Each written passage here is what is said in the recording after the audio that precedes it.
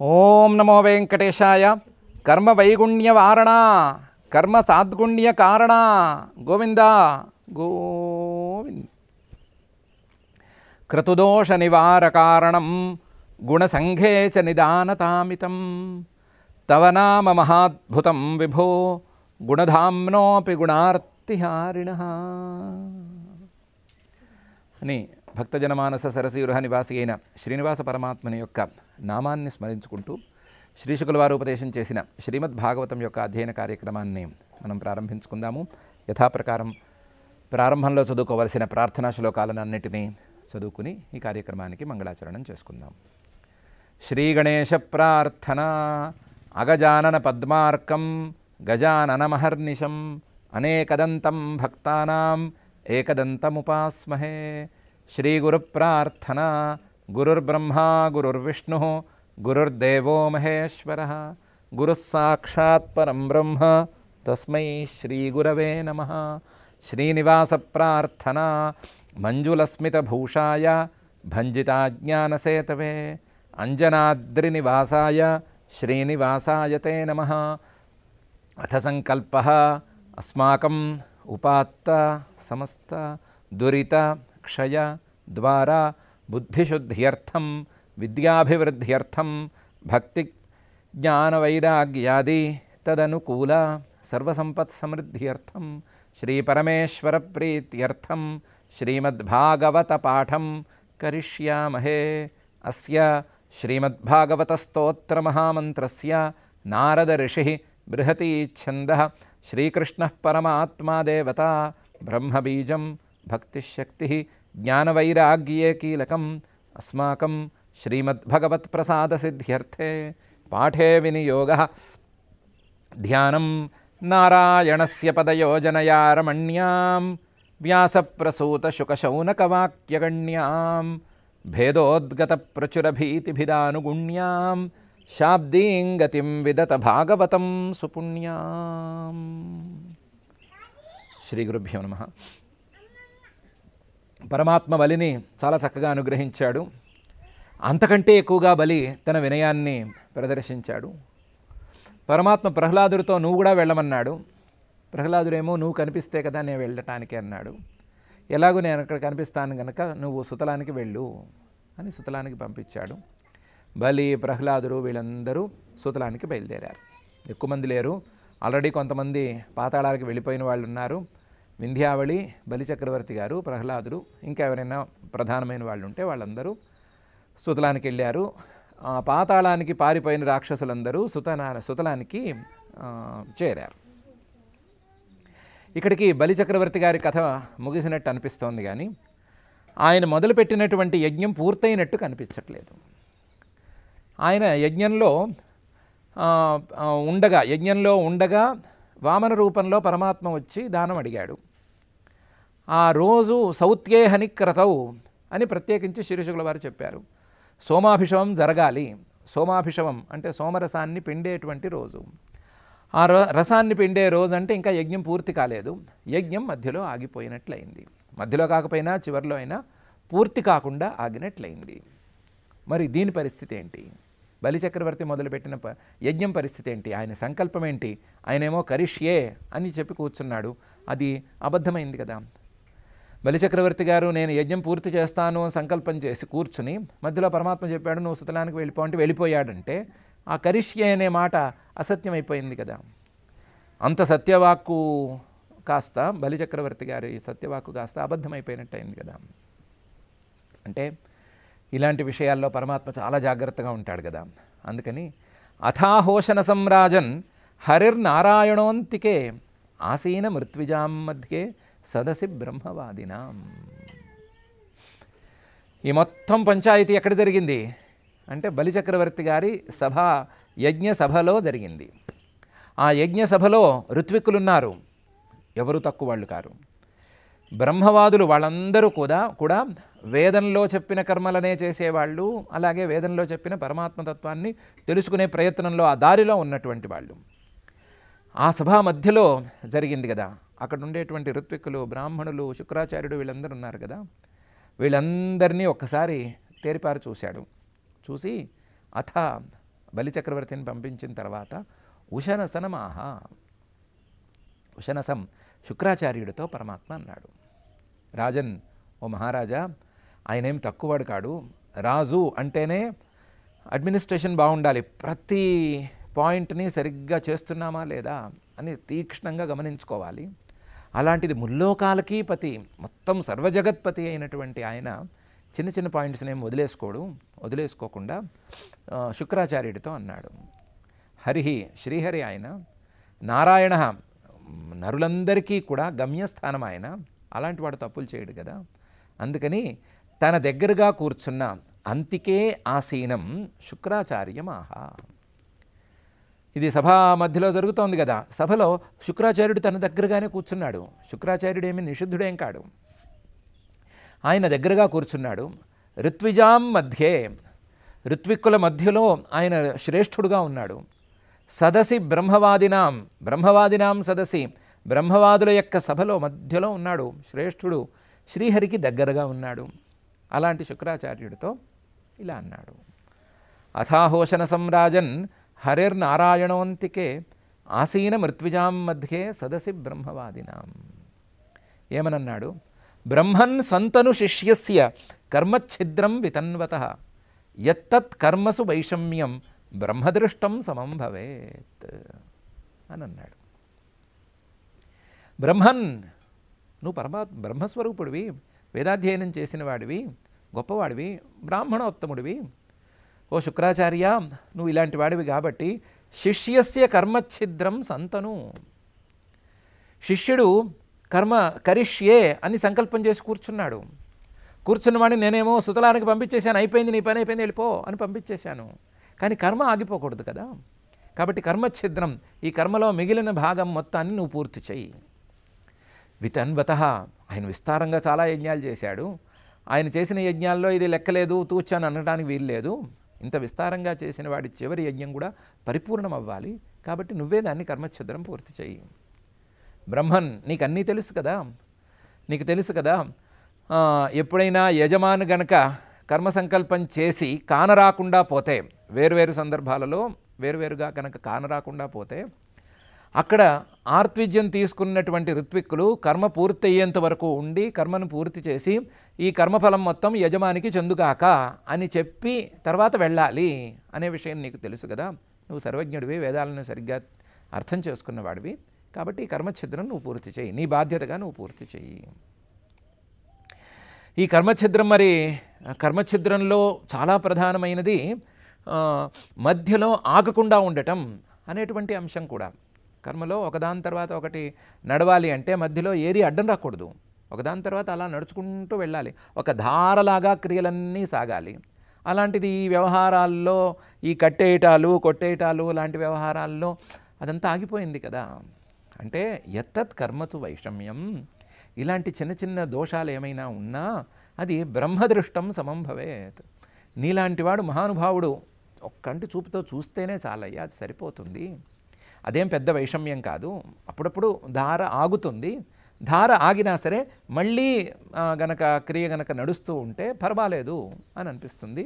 నీలాంటి సర్వజ్ఞులు, మహానుభావులు, బ్రాహ్మణోత్తములు ఉండి చూసుకుంటే, అవసరమైతే ఇలాంటి చోట్ల ఏమైనా చిన్న చిన్న ప్రాయశ్చిత్తాలు చేసినా సరిపోతుంది. అది బ్రహ్మదృష్టం సమం భవేత్. నీలాంటి బ్రహ్మణ్యుడైనటువంటి మూర్తి గనక చూస్తే అది సరిపోతుంది అని అన్నాడు. ఇంకా కూడా కొంచెం జాగ్రత్తగా పైకి వెళ్ళి, బ్రహ్మగారే వచ్చారు కదయ్యా, బ్రహ్మగారే చూసిన తర్వాత ఇవేముంది, బ్రహ్మగారు చూస్తే ఇవన్నీ సరిపోతాయి. ఆయనలాంటి మహానుభావుడు, ఆయనలాంటి వేదోపదేష్ట, నిరంతరం 4 ముఖాలతో 4 వేదాలను వల్లించేటువంటి వాడు ఆయన వచ్చి చూస్తే ఇంకేముంది, అది సరిపోతుంది. కానీ నువ్వు మాత్రం కర్మను ఆపకుండా ఆయన కరిష్యే అనే సంకల్పాన్ని పూర్తి చేయవలసింది అని చెప్పాడు. బ్రహ్మన్ సంతను శిష్యస్య కర్మఛిద్రం వితన్వతః యత్తత్ కర్మసు వైషమ్యం బ్రహ్మదృష్టం సమం భవేత్ అని. ఈ మాటల్లో శుక్రాచార్యుడు బ్రహ్మదృష్టం సమం భవేత్ పట్టుకున్నాడు. పరమాత్మే గనక, బ్రహ్మ అంటే పరమాత్మ కదా, పరమాత్మే గనక వచ్చి చూస్తే కర్మలన్నీ సద్గుణాలు అయిపోతాయి, కర్మ సాధుగుణ్యం వస్తుంది. ఎస్, దాన్ని పట్టుకున్నాము అని పట్టుకున్నాడు. ఆ అభిప్రాయంతోనే శ్రీ శుక్ర ఉవాచ, కుతస్తత్కర్మ వైషమ్యం యస్య కర్మేశ్వరో భవాన్. యజ్ఞేశో యజ్ఞపురుష సర్వభావేన పూజిత అని. ఎందుకు వస్తుందండి ఈ కర్మలో వైషమ్యం? ఈ కర్మలో లోపాలు అనేవి ఎందుకు వస్తాయండి? కుతస్తత్కర్మ వైషమ్యం. ఎందుకంటే ఈ కర్మలో కర్మేశ్వర, కర్మ ప్రవర్తకుడైన నువ్వు ప్రవేశించావు కదా. కర్మ ప్రవర్తకుడైనటువంటి నువ్వే ప్రవేశించిన, పరమాత్మైన నువ్వే ప్రవేశించిన ఈ కర్మ విషమం ఎందుకు అవుతుందయా? ఈ కర్మ వైషమ్యం ఎందుకు వస్తుందయా? కర్మేశ్వరో భవాన్ యస్య. ఈ కర్మను చేయమని ప్రవర్తింపజేసిందే బలిచక్రవర్తిని నువ్వు కదా. కాబట్టి నువ్వే ప్రవర్తకుడమైనప్పుడు ఇది రాదు. యజ్ఞేశ, ఈ కర్మకి పూజనీయుడు లేదా ఈ కర్మ తాలూకు ఫలితాన్ని ఇచ్చేది నువ్వైతే, ఈ కర్మ తాలూకు ఫలితాన్ని ఇచ్చేవాడివి, ఈ కర్మలో పూజ్యుడివి నువ్వే అయితే, నువ్వే దిగి వచ్చిన తర్వాత కర్మలో వైషమ్యం ఎందుకుంటుందయ్యా? యజ్ఞపురుష, అసలు ఈ యజ్ఞస్వరూపానివే నువ్వైతే, యజ్ఞస్వరూపుడువైన నువ్వే మేరే రూపంతో ఇక్కడికి వచ్చేస్తే ఈ కర్మలో వైషమ్యం ఎందుకుంటుందయ్యా? యజ్ఞపురుష అయితే ఏ కర్మకైనా నువ్వే ప్రవర్తకుడివి, ఏ కర్మకైనా నువ్వే ఫలదాతవి, ఏ కర్మలోనైనా నువ్వే పూజ్యుడివి, ఏ కర్మలోనైనా సరే నువ్వే తత్స్వరూపానివి. కానీ చేసేవాళ్ళు నేను చేస్తున్నాను అనుకుంటూ నిన్ను పట్టించుకోకపోతే ఒకవేళ అందులో వైషమ్యం రావచ్చు. కానీ బలిచక్రవర్తి నా శిష్యుడు అలాంటి పనులు చేయలేదు కదా. సర్వభావేన పూజితత్వం, తనకున్నటువంటి అన్నీ నీకు సమర్పించి, తన మానసికమైనటువంటి భావాలతో సహా అన్నీ నీకే సమర్పించి మరీ నిన్ను పూజించుకున్నాడు కదా. నీ పూజ జరిగిన, అందులోనూ సర్వభావాలతో నీ పూజ జరిగినటువంటి ఈ కర్మలో ఛిద్రం అనేది ఎక్కడి నుంచి వస్తుందయ్యా అని అడిగాడు. కుతస్తత్కర్మ వైషమ్యం యస్య కర్మేశ్వరో భవాన్ యజ్ఞేశో యజ్ఞపురుష సర్వభావేన పూజిత అనే ఈ శ్లోకంలో స్వామి మంత్రతస్తంత్రతశ్ఛిద్రం దేశకాలార్హవస్తుతః సర్వం కరోతి నిశ్ఛిద్రం నామ సంకీర్తనం తవా కదా. అలాంటప్పుడు నువ్వే దిగిన తర్వాత ఇందులో కర్మ వైషమ్యం అనేది ఎక్కడి నుంచి వస్తుందయ్యా అని అడిగాడు శుక్రాచార్యుల వారు.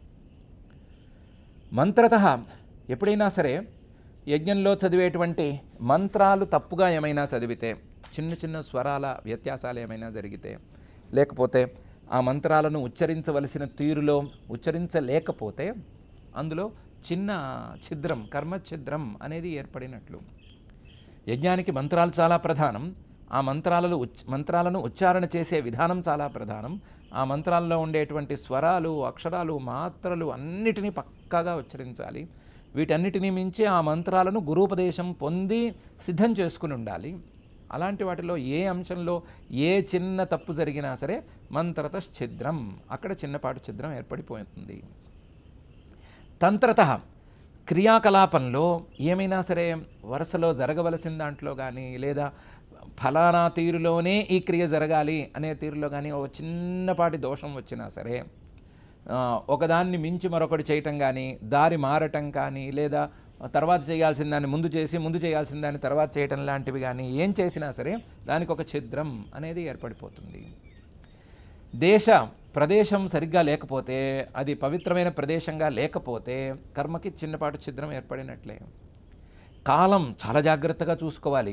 ఎప్పుడు యజ్ఞం మొదలు పెట్టాలి, ఎప్పుడు పూర్తి చేయాలి, ఏ రోజు ఏ సమయానికి ఏది రావాలి అనే విధానాలన్నీ శాస్త్రంలో పక్కాగా ఉంటాయి. వాటిల్లో ఏం తప్పు జరిగినా ఛిద్రం అనేది ఏర్పడుతుంది. అందులో ఆ యజ్ఞంలో చేరేటువంటి మనుషులందరూ కూడా, ఋత్విక్కులు కానీ మరొకళ్ళు కానీ అందులో యోగ్యులుగా ఉండాలి. అయోగ్యులు ఎవరో చేరకూడదు. అయోగ్యులు చేరితే కర్మఛిద్రం ఏర్పడిపోయింది. ఆ యజ్ఞంలో వాడే వస్తువులన్నీ చాలా మంచివిగా ఉండాలి. యజ్ఞానికి చెప్పినట్లుగా తీసుకోవాలి.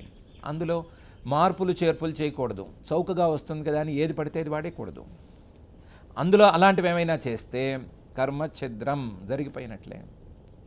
అలాంటి ఛిద్రాలలో ఏ ఛిద్రం జరిగినా సరే భయపడక్కర్లేదు. మంత్రత, తంత్రత, దేశ, కాల, అర్హ, వస్తుత, ఇలా 6 రకాల ఛిద్రాల్లో ఏ ఛిద్రం వచ్చినా సరే నామ సంకీర్తనం, శ్రీహరి నామ సంకీర్తనం చేయాలి. శ్రీహరి పేరు అక్కడ తలుచుకుంటే సర్వం కరోతి నిశ్చిద్రం. మొత్తం ఆ ఛిద్రాలన్నీ పూడుకుపోయి మళ్ళీ కర్మ సద్గుణంగా సాగిపోతుంది.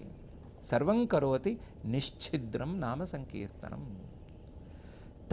నీ నామ సంకీర్తనమే ఇంత పని చేసే మాట అయితే, నీ పేరు చెప్పుకుంటేనే కర్మ ఛిద్రాలన్నీ పోయే మాట అయితే, నువ్వే దిగి వచ్చిన తర్వాత, నిన్ను పూజించుకున్న తర్వాత కర్మలో ఛిద్రం అనేది ఎక్కడి నుంచి వస్తుందయ్యా? దీన్ని పూర్తి చేయాల్సిన అవసరం ఏముందయ్యా అన్నాడు. మంత్రతస్తంత్రతశ్ఛిద్రం దేశకాలార్హవస్తుతః సర్వం కరోతి నిశ్చిద్రం నామ సంకీర్తనంతవా అనే ఈ శ్లోకంలో. కానీ తథాపి వదతో భూమన్ కరిష్యామ్యనుశాసనం ఏతచ్ఛ్రేయ పరం పుంసాం యత్తవాజ్ఞానుపాలనం అనైతే ఒప్పుకున్నాడు. తథాపి అలా అయినా సరే నువ్వు వచ్చిన తర్వాత, నిన్ను పూజించుకున్న తర్వాత ఇందులో వైషమ్యం పూర్తి కాకపోవటం అనే మాటే లేదు. యజ్ఞస్వరూపుడివి నువ్వు రావటం కోసమే కదా యజ్ఞాలు చేయటం. వచ్చేసిన తర్వాత ఇంకేమి యజ్ఞము? అది చేయాల్సిందే ఉంది, సత్యమే ఉంది, ఇంకోటేముంది?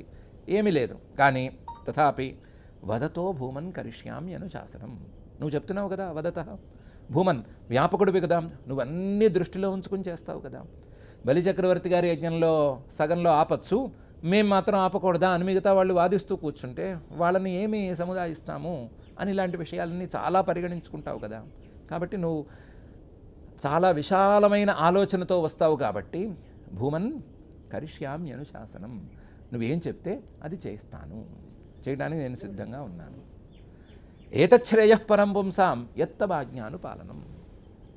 నువ్వు ఆజ్ఞ జారీ చేశావు, నేను పాటిస్తాను. నీ ఆజ్ఞను పాటించడమే కదా ఏ మానవుడికైనా సరే పరమశ్రేయస్సు అనేదాన్ని తెస్తుంది. ఏతచ్ఛ్రేయ పరం పుంసాం యత్తవాజ్ఞానుపాలనం. నీ ఆజ్ఞారూపంలో ఉండేటువంటి వేదవాక్యాలలో చెప్పిన యజ్ఞాలను చేసుకుంటూనే కూడా మేము బతుకుతున్నాము.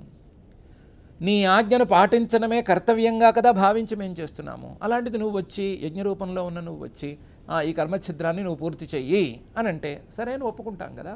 నేను నీ ఆజ్ఞారూపంగా దీన్ని భావించి నేను చేసేస్తాను. కానీ నువ్వు అన్నట్టు ఇందులో ఛిద్రం అనేది లేదు, ఎందుకంటే నువ్వున్నావు అని చక్కగా అన్నాడు. తథాపి వదతో భూమన్ కరిష్యామ్యనుశాసనం ఏతచ్ఛ్రేయ పరం పుంసాం యత్తవాజ్ఞానుపాలనం అని.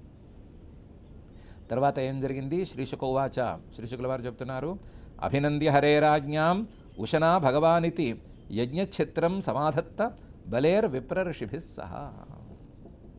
హరేరాజ్ఞాం, శ్రీహరి ఆజ్ఞని అభినంద్య ఔదలచ్చి, ఉషనాహ భగవాన్ పూజనీయుడైనటువంటి శుక్రాచార్యుడు, అన్నీ తెలిసినవాడు, శిష్యుడి మీద వాత్సల్యం ఎక్కువగా ఉన్నవాడు, ఆ వాత్సల్యంతో కన్ను కూడా పోగొట్టుకున్నటువంటి వాడు శుక్రాచార్యుడు.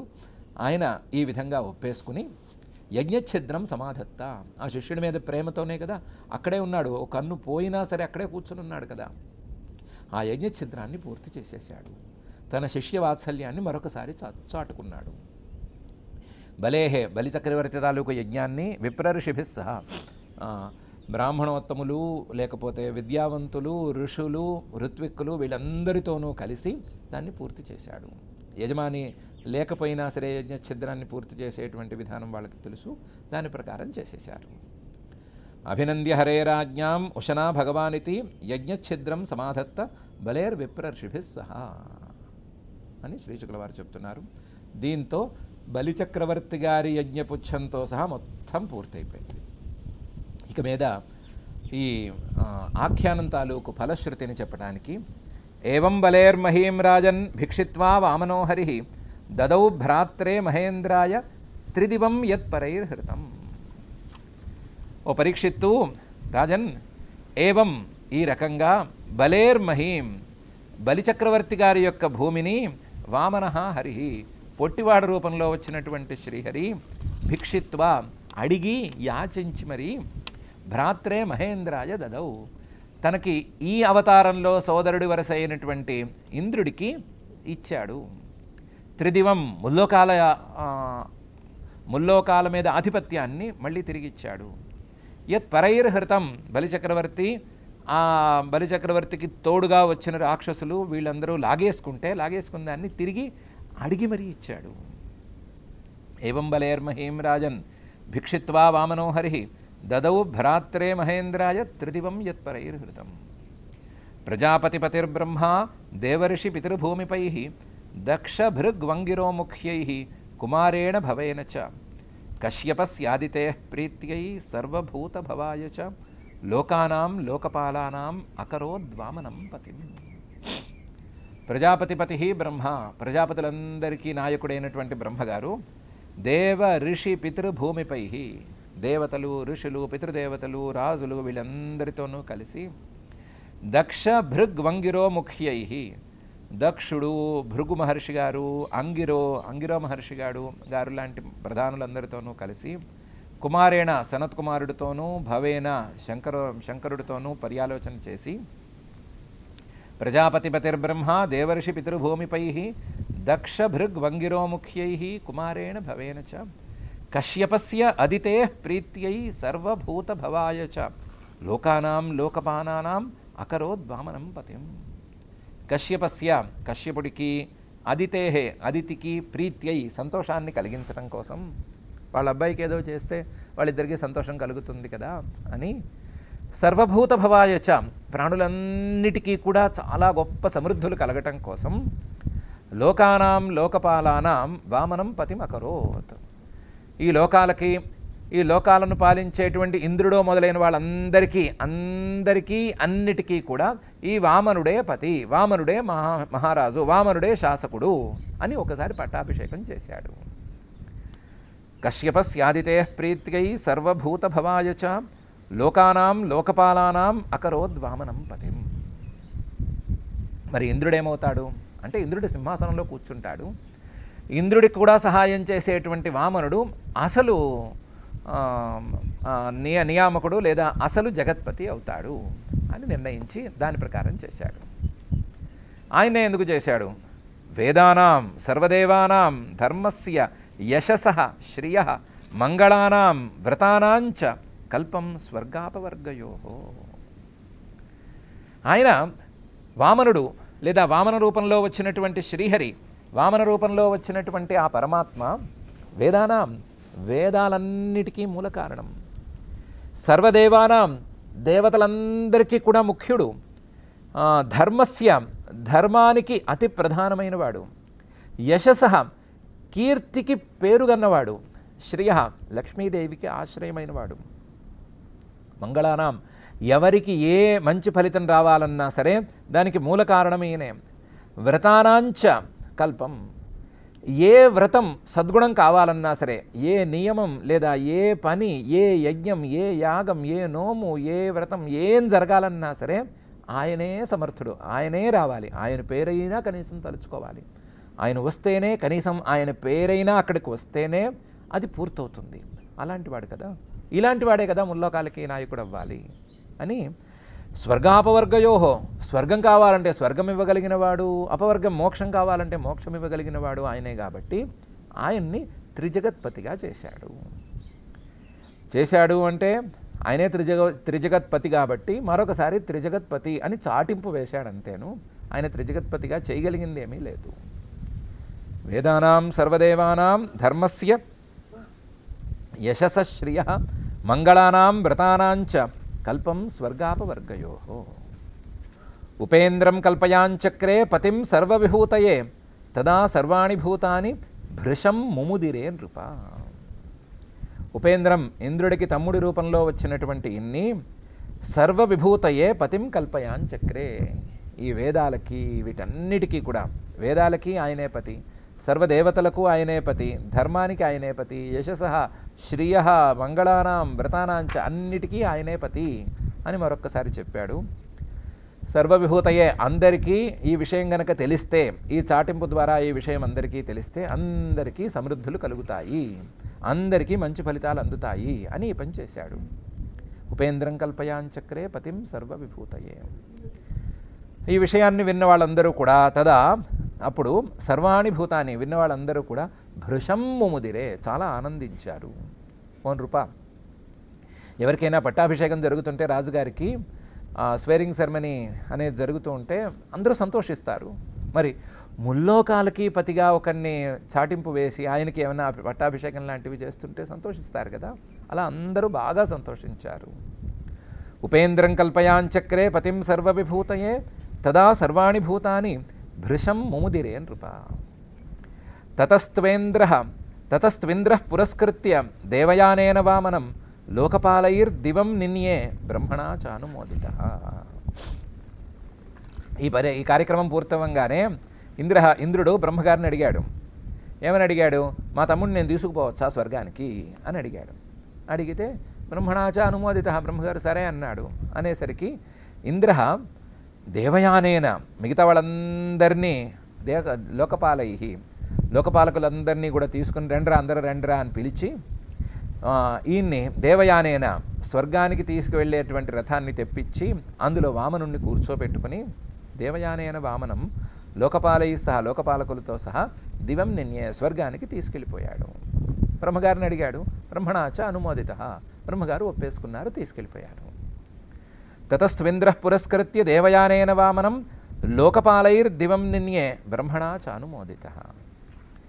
ప్రాప్య త్రిభువనం చేంద్ర ఉపేంద్రభుజపాలిత శ్రియా పరమయాజుష్ట ముముదే గత సాధ్వస. ముల్లోకాల మీద ఆధిపత్యం మళ్ళీ దొరికింది కదా, దాంతో ప్రాప్య త్రిభువనం చేంద్ర, ముల్లోకాల మీద ఆధిపత్యాన్ని పొందిన ఇంద్రుడు ఉపేంద్రభుజపాలిత, ఇక మీద నాకేం భయం లేదు అని ధైర్యంగా ఉన్నాడు. ఎందుకంటే ఉపేంద్రుడు వామనుడు ఆయన పక్కనే కూర్చుని నీ మీదకి ఎవరు వచ్చినా సరే నేను చూసుకుంటాను, నీ దాకా రానివ్వకుండా నేనే ముందే వాళ్ళని తోసేస్తాను అని భరోసా ఇచ్చాడు కదా. ఆ భరోసాతో ఆయన పాలనలో హాయిగా ఈయన కూర్చున్నాడు. ముల్లోకాలు ఇంద్రుడి పాలనలో హాయిగా ఉన్నాయి అని మాట, కానీ ఇంద్రుడు ఉపేంద్రుడి వామనుడి యొక్క భుజాల యొక్క ఛాయలో హాయిగా ఉన్నాడు అనేది అసలు మాట. శ్రియా పరమయాజుష్ట, ఇంతకుముందున్న సంపదల కంటే ఇప్పుడు సంపద ఎక్కువ. ఎందుకంటే ఇంతకుముందు స్వామి పూర్తిగా ఒక రూపంతో పక్కన లేడు, ఇప్పుడు ఒక రూపంతో స్వామి కూడా పక్కన ఉన్నాడు. అబ్బో శ్రియా పరమయాజుష్ట ముముదే గత సాధ్వస, భయం లేకుండా సంతోషంగా ఉన్నాడు. ఇంతకుముందు వరకు ఏ మూల నుంచి ఏ రాక్షసుడు వచ్చి గిల్లుతాడో, ఏ రాక్షసుడు వచ్చి పక్కకి జరిపేస్తాడో అనే భయం ఉండేది. ఇప్పుడు ఆ భయం లేక ప్రశాంతంగా హాయిగా ఉన్నాడు. ప్రాప్య త్రిభువనం చేంద్ర ఉపేంద్రభుజపాలిత శ్రియా పరమయాజుష్టో ముముదే గత సాధ్వస. బ్రహ్మా శర్వ కుమారశ్చ భృగ్వాద్యా మునయో నృప పితర సర్వభూతాని సిద్ధా వైమానికాశ్చయే.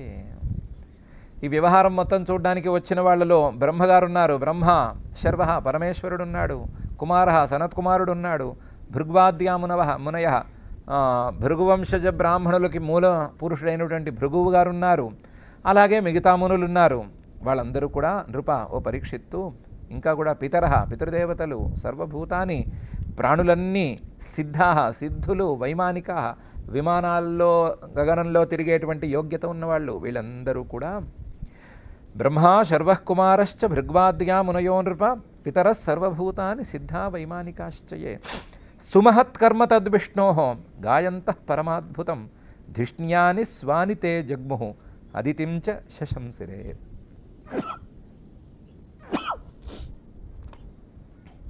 సుమహత్కర్మ తద్విష్ణో, శ్రీమన్ మహావిష్ణువు యొక్క గొప్ప వాటిల్లో కల్లా గొప్పదైనటువంటి ఈ కర్మని పొగుడుకుంటూ కూర్చున్నారు. ఆయన సర్వసమర్థుడు. ఒక్క మాటలో ఒక్క గిల్లుల్లో బలిచక్రవర్తి దగ్గర నుంచి ముల్లోకాలకి ఆధిపత్యం లాగేసుకోవచ్చు. కానీ ఒక వామన రూపంలో వచ్చి ఆయన్ని అడిగి తర్వాత తన ప్రభావాన్ని చూపించి ఒక దానంగా పుచ్చుకున్నాడు. ఆయనకు అవసరమే లేదు, అవసరం లేకపోయినా ఆ పని చేశాడు. ఎందుకు చేశాడు? ఎవ్వరికీ ఏ హాని జరగకూడదు, ఎవరు దెబ్బలు తినకూడదు, ఎవరు ఇబ్బంది పడకూడదు.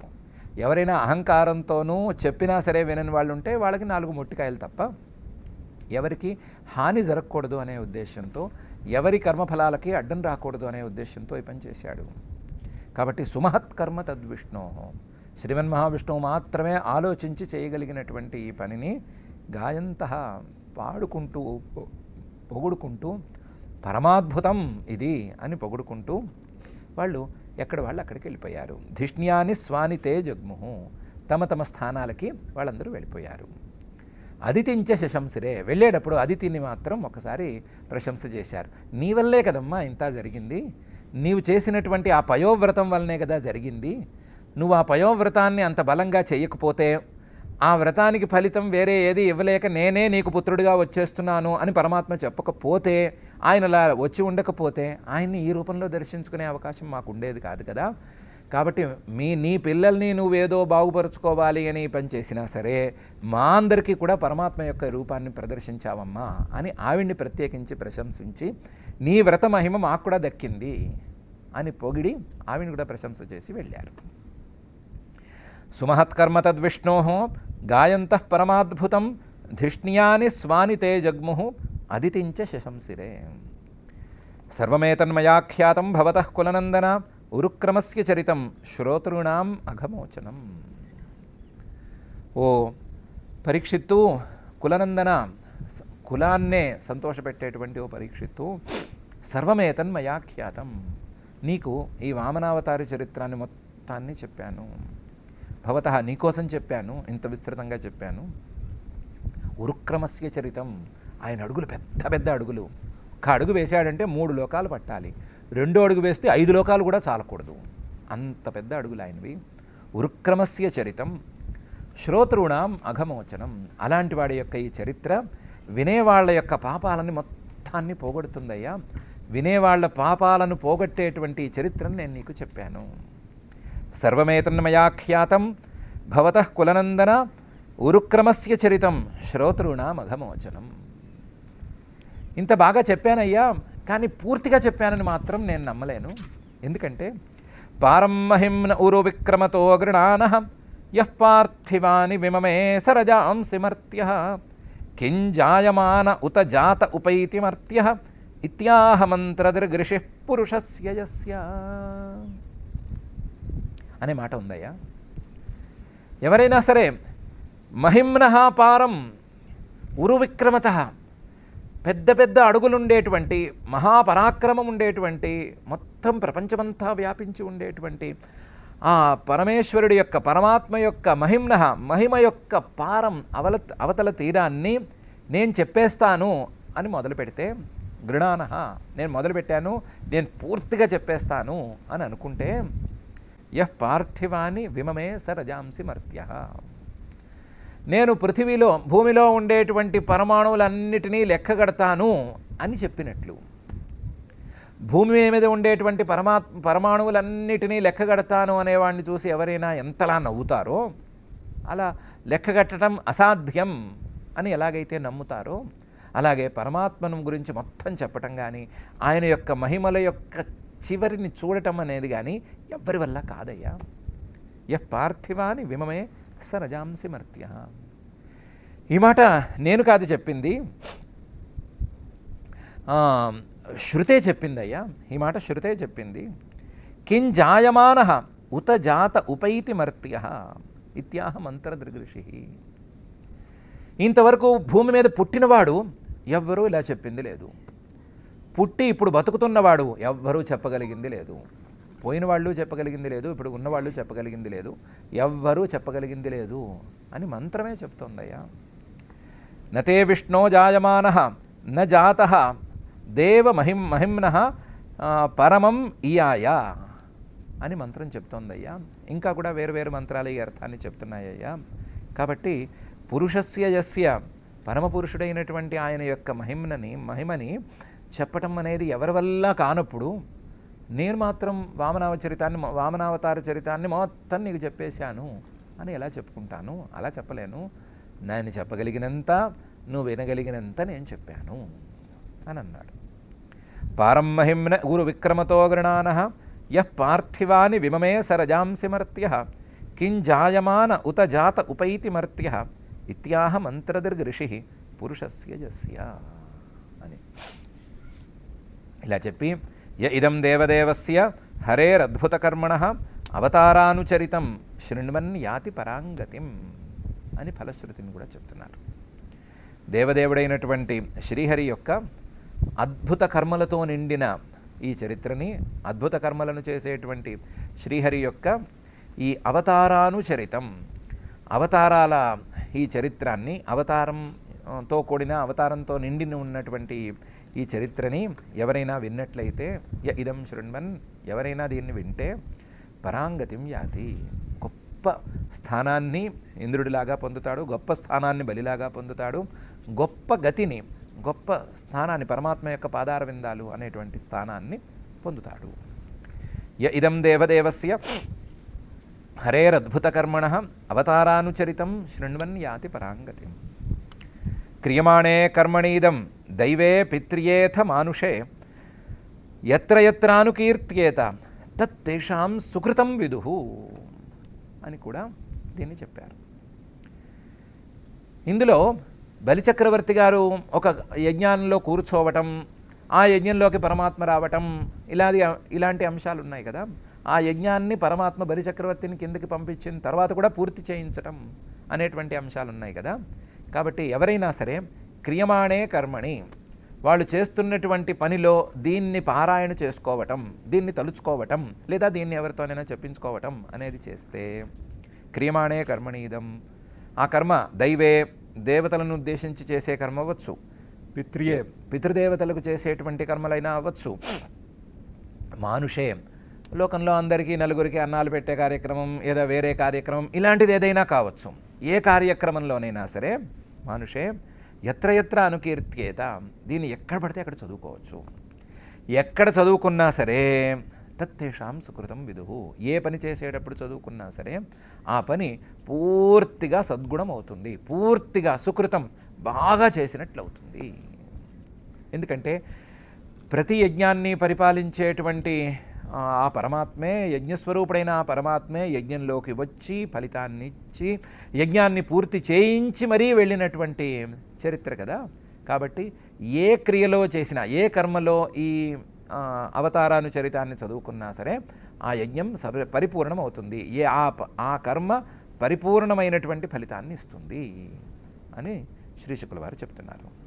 క్రియమాణే కర్మణీదం దైవే పిత్ర్యేథ మానుషే ఎత్ర ఎత్ర అనుకీర్త్యేత తత్తేషాం సుకృతం విదుః అని.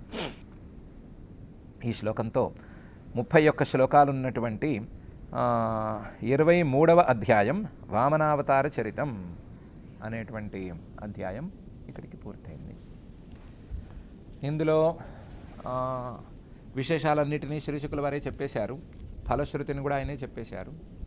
మనం పట్టించుకోవాల్సిన అంశం ఒక్కటి మాత్రం చూసుకుని మనం పారాయణ కార్యక్రమంలోకి వెళ్ళిపోదాము. మనం పట్టించుకోవాల్సిన అంశం అంటే, పరమాత్మ ఇందులో స్టేక్ హోల్డర్స్ అనేవాళ్ళు ఇద్దరుంటే ఇద్దరికీ న్యాయం చేశాడు. ఒకడు ఇంద్రుడు, మరొకడు బలి. ఇంద్రుడు తప్పు చేయలేదు, ఆయన స్వర్గసింహాసనంలో తన దారిని తను కూర్చున్నాడు. బలిచక్రవర్తి తప్పు చేసినట్లు కాదు, ఒక రాజుగా ఆయన యుద్ధాలకు వెళ్ళొచ్చు, లేకపోతే పక్కవాడి రాజ్యాన్ని గెలవాలని అనుకోవచ్చు, ఇలాంటివన్నీ ఆయన ధర్మాలేవో ఆయనకున్నాయి. కాబట్టి ఆయన తప్పు చేయలేదు, ఈయన తప్పు చేయలేదు. వీళ్ళిద్దరి మధ్యలో ఈయన వచ్చి, పరమాత్మ వచ్చి, ఇంద్రుడు ఇంద్రసింహాసనంలో ఉండాలి, బలిచక్రవర్తి గారు ఇంద్రసింహాసనం కంటే ఎక్కువ వైభోగాలు ఉండేటువంటి సుతలానికి వెళ్ళాలి, తర్వాత కాలం తీరిన తర్వాత ఇక్కడికి రావాలి, మళ్ళీ ఇంద్రసింహాసనంలో కూర్చోవాలి అని ఇద్దరికీ లాభం వచ్చేటట్లు చేశాడు. బలిచక్రవర్తి గారు సుతలం నుంచి ఇంద్రసింహాసనం నుంచి పైకి వెళ్ళిపోతారు. ఇంద్రుడు ఇప్పుడు ఇంద్రసింహాసనం నుంచి కిందకు వచ్చాడు కాబట్టి ఆ కిందకు వచ్చిన దగ్గర నుంచి ఇంద్రసింహాసనానికి వచ్చి అక్కడి నుంచి పైకి వెళ్ళిపోతాడు. సో ఇద్దరు కూడా స్టేక్ హోల్డర్స్ ఇద్దరు కూడా లాభాన్నే పొందుతారు అనే పరిస్థితి చూపించాడు.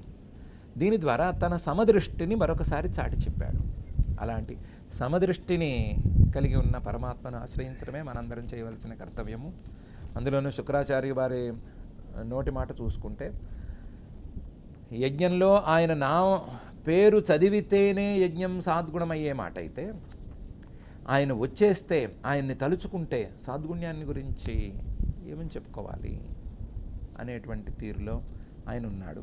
కాబట్టి ఎప్పుడూ తలుచుకోవలసిన, యజ్ఞాలలో ప్రత్యేకించి తలుచుకోవలసిన, సమదృష్టి కలిగిన పరమాత్మను తలుచుకోవటం ఎట్లా అనేటువంటి ఆలోచన చేయటానికి వీలుగా ఈ అవతార చరితాన్ని మనం మనసులో ఉంచుకుని మనకందరికీ కూడా అలాంటి ఉత్తమమైన మానస స్థితి కలగాలి అని ఆ భక్తజన మానస సరసీరు నివాసి అయిన శ్రీనివాస పరమాత్మని భక్తిగా ప్రార్థించుకుందాం. ఆ ప్రార్థనతో ఈరోజుకి పారాయణ కార్యక్రమం చేసుకుందాం. अथ श्रीमद्भागवते पारमहंस्यां संहितायाम् अष्टमस्कन्धे त्रयोविंशाध्याये श्लोकाः।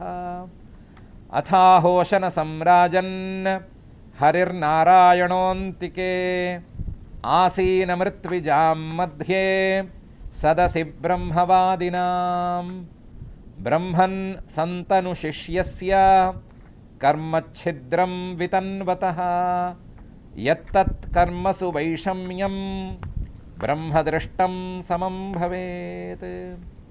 शुक्र उवाच कुतस्तत्कर्म वैषम्यं यस्य कर्मेश्वरो भवान् यज्ञेशो यज्ञपुरुषः सर्वभावेन पूजितः मन्त्रतस्तन्त्रतश्छिद्रं देशकालार्हवस्तुतः सर्वं करोति निश्छिद्रं नाम संकीर्तनं तव तथापि वदतो भूमन् करिष्याम्यनुशासनम् एतच्छ्रेयः परं पुंसां यत्तवाज्ञानुपालनम्। श्रीशुक उवाच अभिनन्द्य हरेराज्ञाम् उशना भगवानिति यज्ञच्छिद्रं समाधत्ता बलेर्विप्रऋषिभिः सह एवं बलेर्महीं राजन् भिक्षित्वा वामनो हरिः ददौ भ्रात्रे महेन्द्राय त्रिदिवं यत्परैर्हृतम् प्रजापतिपतिर्ब्रह्मा देवर्षिपितृभूमिपैः दक्षभृग्वङ्गिरो मुख्यैः कुमारेण भवेन च कश्यपस्यादितेः प्रीत्यै सर्वभूतभवाय च लोकानां लोकपालानाम् अकरोद्वामनं पतिं वेदानां सर्वदेवानां धर्मस्य यशसः श्रियः मङ्गलानां व्रतानां च कल्पं स्वर्गापवर्गयोः उपेन्द्रं कल्पयाञ्चक्रे पतिं सर्वविभूतये तदा सर्वाणि भूतानि भृशं मुमुदिरे नृपा ततस्त्विन्द्रः पुरस्कृत्य देवयानेन वामनं लोकपालैर्दिवं निन्ये ब्रह्मणा चानुमोदितः प्राप्य त्रिभुवनं चेन्द्रः उपेन्द्रभुजपालितः श्रिया परमया जुष्टः मुमुदे गतसाध्वसः ब्रह्मा शर्वः कुमारश्च भृग्वाद्या मुनयो नृपा पितरः सर्वभूतानि सिद्धा वैमानिकाश्च ये सुमहत्कर्म तद्विष्णोः गायन्तः परमाद्भुतं धिष्ण्या निस्वानि ते जग्मुः अदितिञ्च प्रशंसिरे अदितिञ्च शशंसिरे सर्वमेतन्मयाख्यातं भवतः कुलनन्दना उरुक्रमस्य चरितं श्रोतॄणाम् अघमोचनं पारं महिं न उरुविक्रमतो गृणानः यः पार्थिवानि विममे सरजांसि मर्त्यः किञ्जायमान उत जात उपैति मर्त्यः इत्याह मन्त्रदृगृषिः पुरुषस्य यस्य य इदं देवदेवस्य हरेरद्भुतकर्मणः अवतारानुचरितं शृण्वन् याति पराङ्गतिं क्रियमाणे कर्मणीदं दैवे पित्र्येथ मानुषे यत्र यत्रानुकीर्त्येत तत्तत्कर्म तत्तेषां सुकृतं विदुः। इति श्रीमद्भागवते पारमहंस्यां संहितायाम् अष्टमस्कन्धे त्रयोविंशाध्याये श्लोकाः। अथ क्षमा प्रार्थना। यदक्षरपदभ्रष्टं मात्राहीनं तु यद्भवेत् तत्सर्वं क्षम्यतां देव नारायण नमोऽस्तु ते। अथ भगवत्समर्पणं कायेन वाचा मनसेन्द्रियैर्वा बुद्ध्यात्मना वा प्रकृते स्वभावात् करोमि यद्यत् सकलं परस्मै नारायणायेति समर्पयामि। अथ लोकक्षेमप्रार्थना। सर्वे भवन्तु सुखिनः सर्वे सन्तु निरामयाः सर्वे भद्राणि पश्यन्तु मा कश्चित् दुःखभाग् भवेत्। अथ मङ्गलं श्रियः कान्ताय कल्याणनिधये निधयेऽर्थिनां श्रीवेङ्कटनिवासाय श्रीनिवासाय मङ्गलम्।